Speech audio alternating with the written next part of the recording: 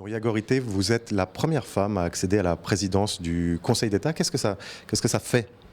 Bon, c'est la première femme à accéder à la présidence permanente du Conseil d'État, mais ça fait un immense plaisir déjà d'avoir été désignée par mes 6 collègues, parce que c'est ça, hein, le mode de désignation, c'est pas une élection populaire, c'est vraiment le collège qui se met d'accord sur celle ou celui qu'il estime à ce moment-là pouvoir exercer cette fonction.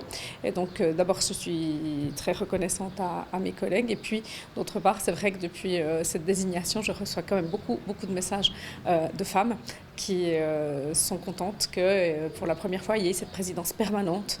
Ça signifie quand même que voilà, les femmes occupent de plus en plus de fonctions qui étaient préalablement plutôt réservées aux hommes, hein, et ça, voilà, ça encourage beaucoup de femmes à tester d'autres possibles pour elles aussi.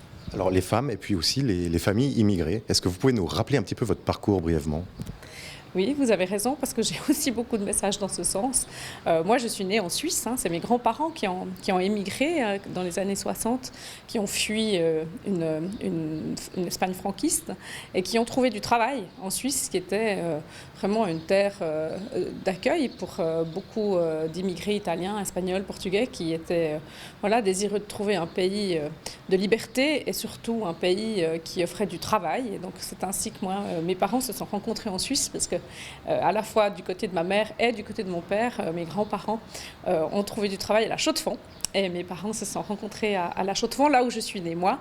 Et ensuite, mon père a trouvé du travail à Morges, si bien que je lui en suis éternellement reconnaissante, puisque cette ville, cette région m'a tout donné. Et je reste ataviquement attachée à l'endroit où j'ai fait voilà, mon enfance, mes premiers pas en politique, et puis cette région, voilà, plus largement de la côte, qui est la mienne.